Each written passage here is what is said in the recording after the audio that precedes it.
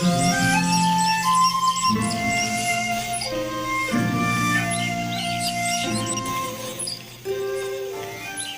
The lord. పరిశుద్ధుడైన యేసుక్రీస్తు వారి నామములో అందరికి కూడా శుభాలు ప్రకటిస్తున్నాను. Good morning all. గతించిన రాత్రంతా కూడా సేద తీరారు కదా. ఈ ఉదయ కాలంలో మనం మరొక రోజును చూడగలుగుతున్నాం. దానికి కారణం ఎవరండి? మనమా, మన బలమా, మన శక్తా, లేదా మన దగ్గర ఉన్నటువంటి జ్ఞానము లేదా అసెట్సా? కాదు, ఇవేవి కాదు. దేవుడు మనతో పాటు ఉన్నారు. ఆయన కృప మన పైన కుమ్మరించారు. అందుకే ఈ ఉదయాన్ని మనం చూడగలుగుతున్నాం.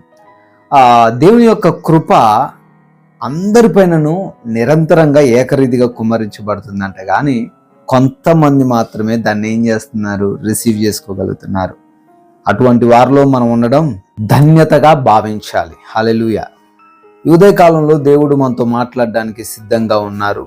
మీ యొక్క బైబిల్ గ్రంథాలు మీరు తెరిచినట్లయితే కీర్తనల గ్రంథము 4వ అధ్యాయము 8వ వచనము, సామ్స్ చాప్టర్ 4 verse 8, యెహోవా నెమ్మదితో పడుకొని నిదురపోవుదును, నేను ఒంటరిగా నుండినను నీవే నన్ను సురక్షితముగా నివసింపజేయుదువు.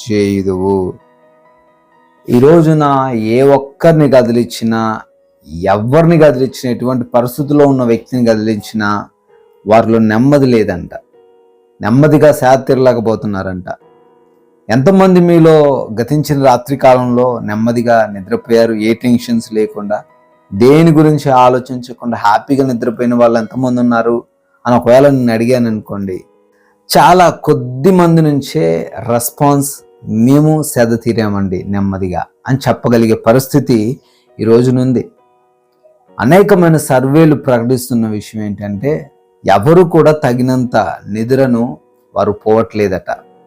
ఒక మనిషికి 8 గంటల నిద్ర కావాలని శాస్త్రవేత్తలు చెబుతూ ఉన్నారు.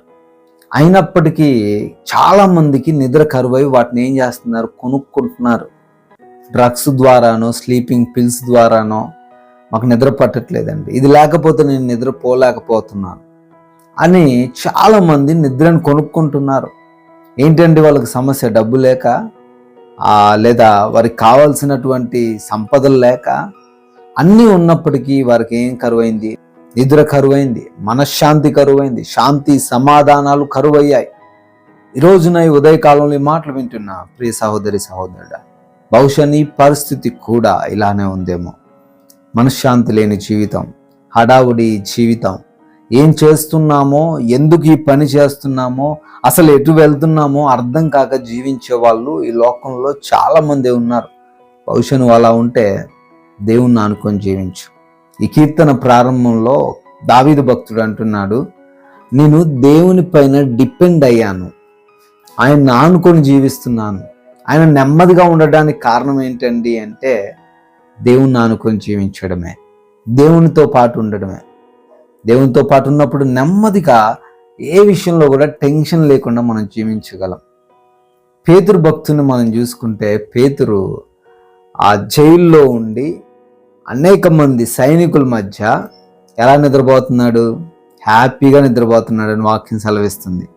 రేపొద్దున్నే పేతురుని చంపాలనే ఆలోచన చేస్తున్నారు వాళ్ళు. ఆ విషయం పేతురుకు కూడా తెలుసు. అయినా నాకేం పట్టనట్టుగా పేతురు చాలా మంచి స్లీప్ చేశాడు, మంచి నిద్రపోయాడు కదండి. దానికి కారణం ఏంటండి? పేతురు బాగా తిని నిద్రపోయాడా? ఆ టెన్షన్ అలా ఉంటుంది.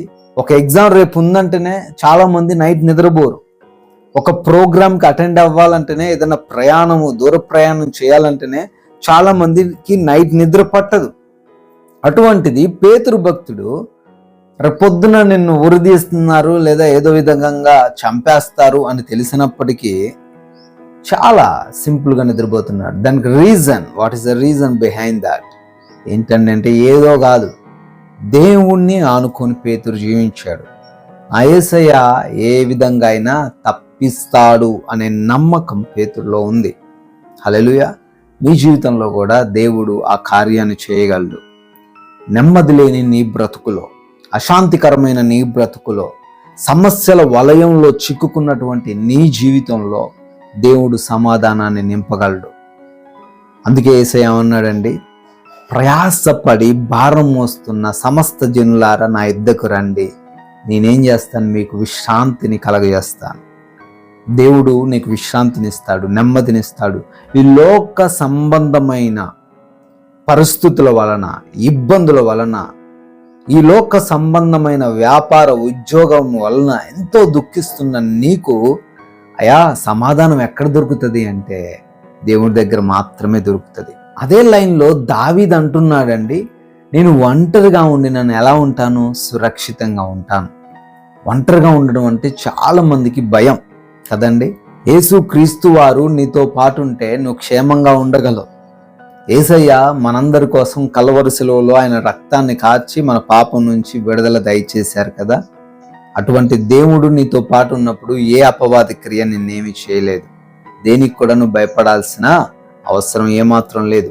బహుశా ఈరోజు నువ్వు ఒంటరిగా ఉంటున్నావేమో, దేనికి భయపడకు. యేసు క్రీస్తు వారు నీతో ఉన్నారు. It's a good news for you.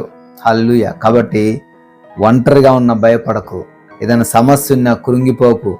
అయ్యో ఏం చేయాలో, ఎలా ముందుకెళ్లాలో, ఎలా ఈ సమస్యను దాటుకొని ముందుకెళ్లాలో అర్థం కావట్లేదని నీలో నువ్వే సతమతమైపో. మాకు దేవుని ఆశ్రయించు, దేవుని పాద సన్నిధికి రా. మీ అందరి జీవితాల్లో ఈ యొక్క వాగ్దానం ఆయన ఖచ్చితంగా నెరవేరుస్తాడు. క్లెయిమ్ చేసుకోండి, గొప్ప అద్భుతాలు మీరు చూస్తారు. ప్రార్థించుకుందాం.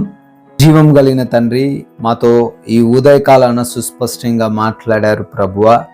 అవును తండ్రి, ఎంతో మంది బిడ్డలు నెమ్మది లేని జీవితాన్ని కలిగి ఉన్నారు, ఒంటరితనంతో భయపడుతూ ఉన్నారు. అయ్యా మీరు వారికి తోడై ఉన్నట్లయితే, వారికి సహాయంగా మీరు ఉన్నట్లయితే, వారు మిమ్మల్ని ఆనుకొని జీవించినట్లయితే వారికి ఏ సమస్య, ఏ అపాయం, ఏది సంభవించదని, మీ రక్షణ వారితో పాటు ఉంటుందని చాలా సుస్పష్టంగా సెలవిచ్చిన విధానాన్ని బట్టి స్తోత్రాలు. అయా ఎవరైతే బిడ్డలు ప్రార్థనలు ఏకీభవిస్తున్నారో వారి జీవితాల్లో నెమ్మదిని దయచేయండి. వారికి ఉన్న అప్పుల సమస్యల నుంచి విడుదల దయచేయండి. వారికి కలిగినటువంటి ప్రతి వ్యాధి బాధను తొలగించండి. సంపూర్ణ ఆరోగ్యం దయచేయండి.